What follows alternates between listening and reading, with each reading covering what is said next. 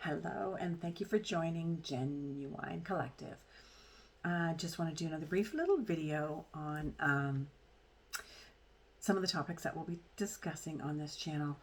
One of the things is about labels. I'd mentioned before about childhood and how it shapes you as an individual. And I've mentioned before about the fact that I've had a kind of a unique life. I never had kids, never felt compelled to have kids. I honestly, I don't know how people do it. Honestly, that's just a job I couldn't imagine. It seems like one of the most difficult things a human being can do, and it scares the bejesus out of me. So I never did it. For some of the things that I have done in my life, and yeah, raced cars, drove cross country by myself several times. Kids, not a chance. Anyway, so it's allowed me to do things that a lot of people don't do because they're rooted by their kids. I got to wait till my kids finish school before we can move, or whatever the case may be. So that really roots people, and I did. So I didn't have that as an anchor, as a root, and because I didn't feel the need to have kids, I also didn't really feel the need to have any long relationships. The draw during the procreation years is a whole bunch different when you don't want to have kids. So when you want to procreate, I mean, it just gives you a different reason for partnering up. And the societal pressure on that side too. But so, like I said, it allowed me to make different choices as a result. But what's funny is, in all the time that I was growing up in my early adult years, I didn't realize. Certainly, I didn't realize about some of my brokenness. I think we all think we've got it figured out, and then you get smacked upside the head for various reasons, and it's like, oh, well, let's assess that. Let's dig into that. And one of the things way back in my early 20s was my longest relationship was a year and a half up until I was married, and I was only married for 8 years, maybe 7 years more longer than I should have been. And there's nothing wrong with my husband; everything was fine, but just it wasn't my right person. Anyway, so the longest relationship I had was a year and a half, and my parents, I saw them fight once when I was a kid. And then when I was 13, I don't remember how old I was when I saw them fighting. My mom was a stay-at-home mom for a little while. And then when we were all in school, she got a part-time job at the Bank of Nova Scotia. And then, so it was home for us most of the time. So I saw, she would make the dinners and stuff like that. We'd have family dinners. And I saw them fight once, an actual verbal fight. And it was not a horrible fight. I remember my dad coming home, opened up the oven, slammed the oven, and walked out. And I don't remember what it was about. But that was it. There wasn't a household of constant fighting. We're a good Catholic family. We didn't fight. We shoved it under the carpet. So then when I was 13, my mom moved out. There was 4 girls. That was back in the early 70s. She moved out in 75. And back then, that was just cutting edge shit. Like, people just stuck it out for the durations back then, and especially good Catholic families. So she was really cutting edge. And no judgment on anything I ever say. I can't imagine what that would have been like for her. Leaving in Ontario, the person leaving at the time pretty much had no rights to anything. So she couldn't say I had taken the kids, or she couldn't, if she was the one that left, she really had no rights.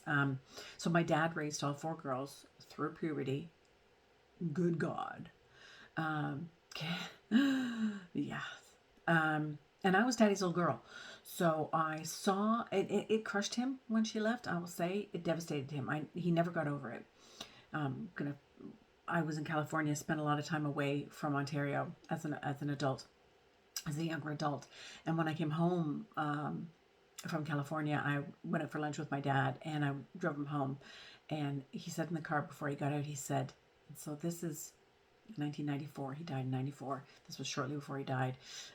He said to me, your mother never did tell me why she left. She left in 75. So that would have been what?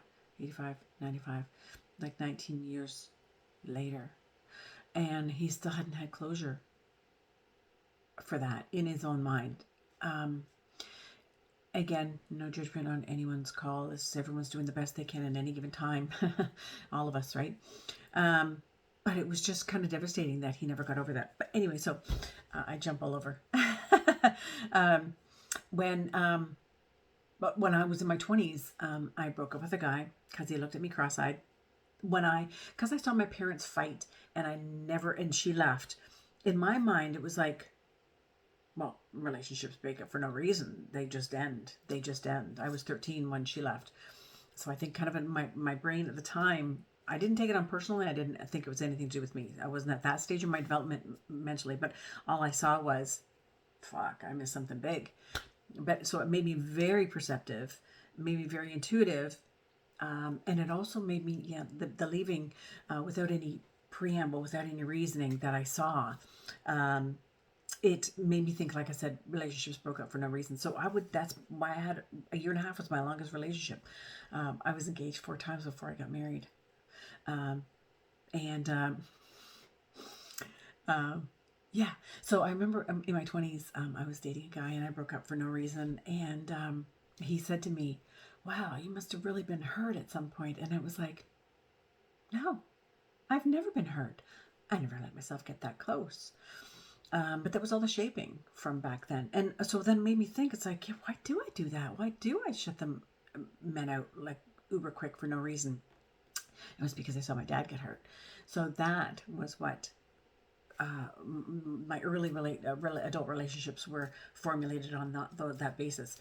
Fast forward, my dad died in '94, and I met my husband he died in September, and I met my husband in October of '94, and we got engaged in December of '94 and got married in March of '95. So it was pretty quick. And with my father just dying, I really replaced my rock. My dad was my rock. My dad and I had a really tight relationship. Yeah, I was daddy's little girl. And I was also daddy's little boy. I was the tomboy of the family. So I would do the household projects with him. I would shovel the snow. I was the boy he didn't have. Not that I was a real tomboy, but I was the closest thing he had to a tomboy and a son. So we were really close. And so that was the basis of my original relationships. And so then I got married, and it was more replacing my rock. Nothing wrong with John. Everything was great. Just I shouldn't have. That was not my person. But I really didn't know what love was. I really didn't know how to have or what a really good relationship comprised of. So after John and I broke up, I dated a little bit, but so now I'm still single. So it's going to be 20. It was 20 years in May of this year, 2023. So 20 years, just over 20 years, and I have never recoupled. I've dated, but I've never lived with anybody, and I've not really gotten very serious. And I thought I would live my life like that. I thought that'd be fine. You don't have kids, you don't know what you're missing. You don't have a relationship, you don't know what you're missing.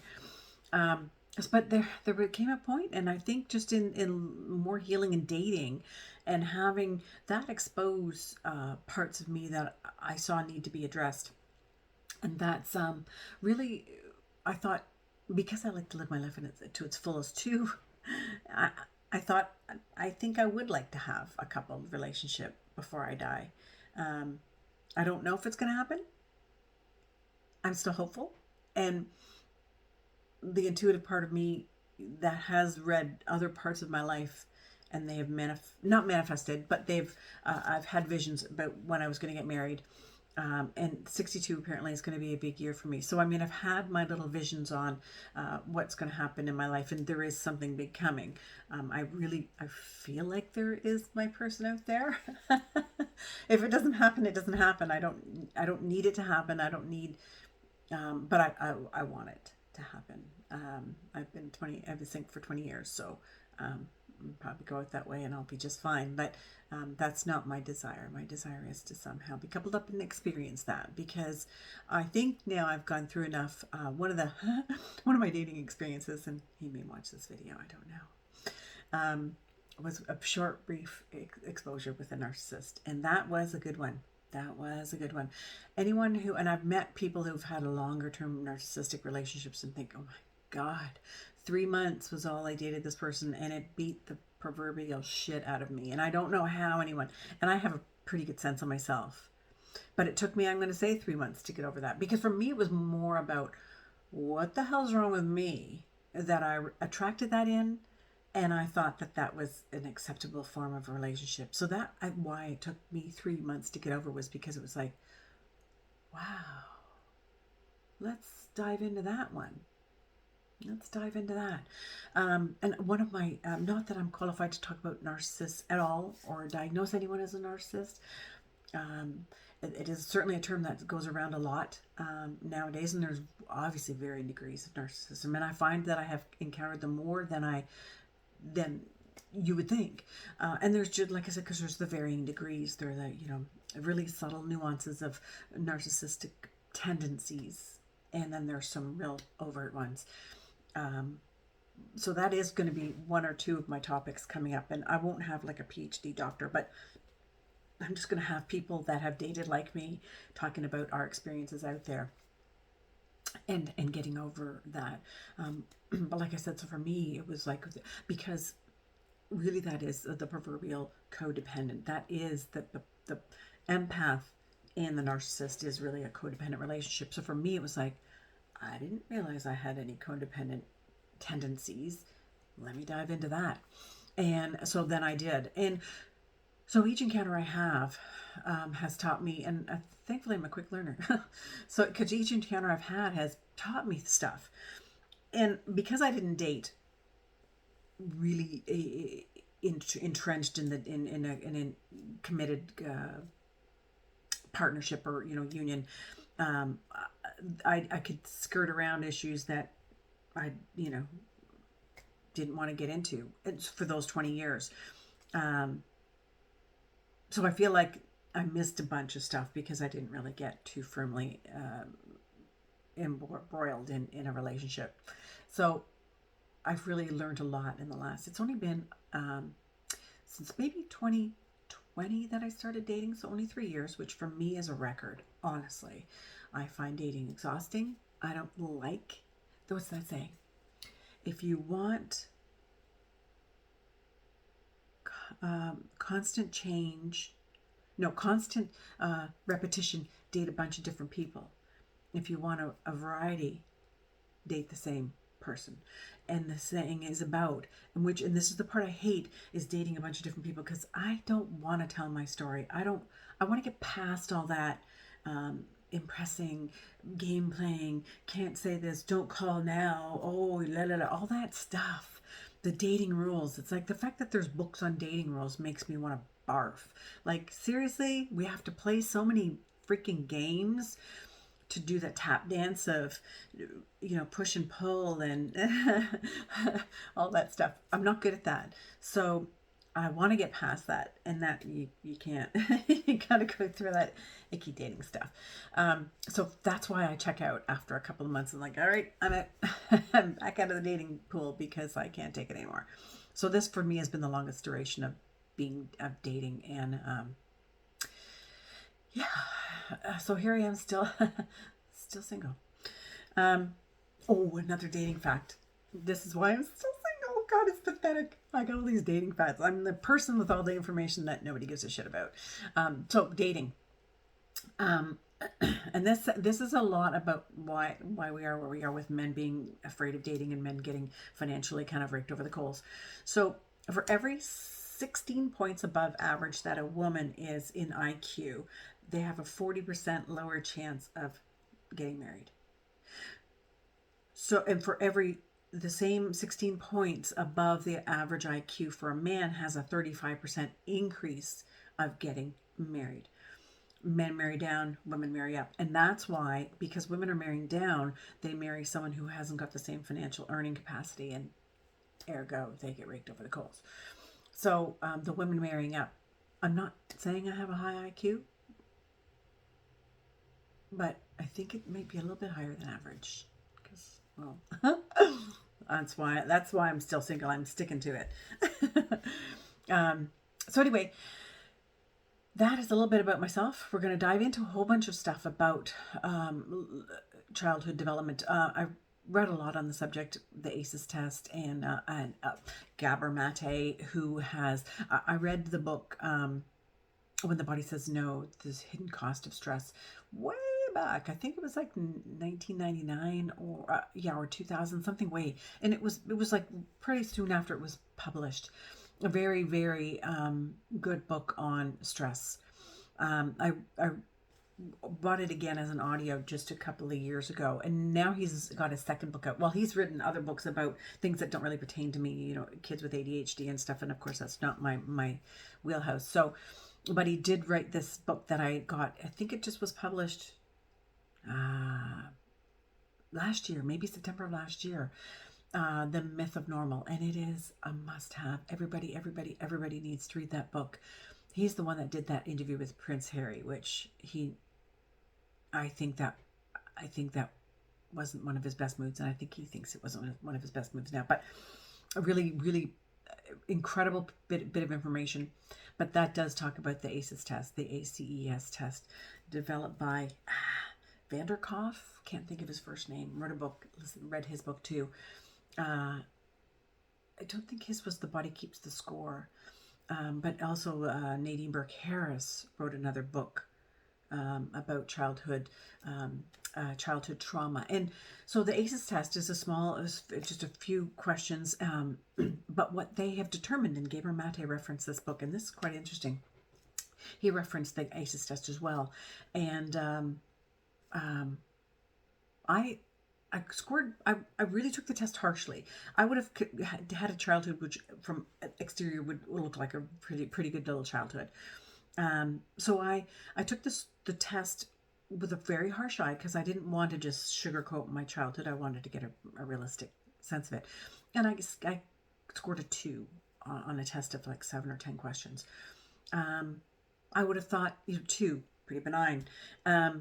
But so Gabor Mate then, in his book, The Myth of Normal, then referenced this ACEs test, and they have determined that people with 2 or greater have a 50% higher incident of cancer. Hello. How profound is that? So stress and not addressing those things, that has a profound effect on our health. And like I said, that's why that book is a must read. So we're going to dive into one of the episodes. We'll dive into childhood trauma. I can't believe this video is going on for almost 18 minutes. I never thought. I really don't have a problem talking. I will admit that. I probably don't even need guests. I can talk enough myself. But we'll dive into traumas and how unhealed childhood traumas always will present in relationship. And that's why we have so many broken relationships now, because we have so many people with unhealed childhood traumas. They say that if you have one ACEs marker, there's an 87% chance you actually have 2. They say, I think they've said that 60% of Americans, that was just an American stat, have one ACEs marker. And if you have one ACEs marker, you're 87% chance that you have 2. I think 60% is probably a low estimate on number on the ACEs markers, because one, it's a benign set of questions. It's not even like were you beaten about the head every day. It was really benign questions that people could mark on. So obviously the more, I don't know if you ever, maybe you should YouTube Step Into the Circle, because my saying in life is everybody's doing the best they can at any given time. My best today may be less than your best, but best is a relative term. If this is all I have to bring to the table at this given time, that's all I have. If that has me raping and pillaging, that's all I have at this time. Circle back to that Step Into the Circle. That was a woman who I believe is a psychologist or something in California, and goes to high risk, high offender prisons, maximum security prisons. And she does this step inside the circle thing where all these hardened criminals are out in the yard. She's in the middle. And she starts with benign questions like, if the caregiver, your mother, your father, your caregiver of your life as a childhood ever screamed at you, step inside the circle. So she comes up, the questions escalate in trauma and severity. and you'd step inside for one question, maybe for not for the next, but it gets to the point where everybody is getting really tight in the circle, and that is because we are what we know, we are what we learned, we are what our childhood was, and that's why I say everybody's doing the best they can at any given time. And with that then comes a great deal of forgiveness, because when I see someone committing atrocities, all I can think of is, what happened to you? What the hell happened to you that you think this is an appropriate way to be? And that you can see people with a lot more compassion when you look at people that way instead of judgy. Like, yeah, people judge. I judge. Don't get me wrong. Everybody judges. Knocking that, cutting that down and not being judgmental, as long as you kind of nip that quickly. But face it, everybody's judging everybody all the time. Okay, I've rambled on for just over 20 minutes. Please join me again. And like I said, I'm going to start getting guests on here. I think because it's the one I know most of, I might do the animal husbandry. And I think I've asked my guest who, I have a couple that I have in mind. One of them doesn't even know that I have this YouTube channel. It's a holistic vet in Florida, who I've been following for a while. There's a lot of, hey, happy anniversary to Ian Billinghurst. It's his 30th anniversary to that BARF, Bones and Raw Food Diet movement. And that was instrumental in me starting my raw dog food company, was formulating my diet originally after the BARF movement. Anyway, happy anniversary, Ian. I think everybody on social media said happy anniversary to him. He won't remember me. I did go to his thing, had dinner with him. But anyway, I digress, as I probably will a lot. So keep watching. Thanks for joining. Please like, share, subscribe is really important to me right now. I really, really, really, really, really need to get subscribers so I can get this on as a monetary thing. And thank you so much for watching. Have a great day.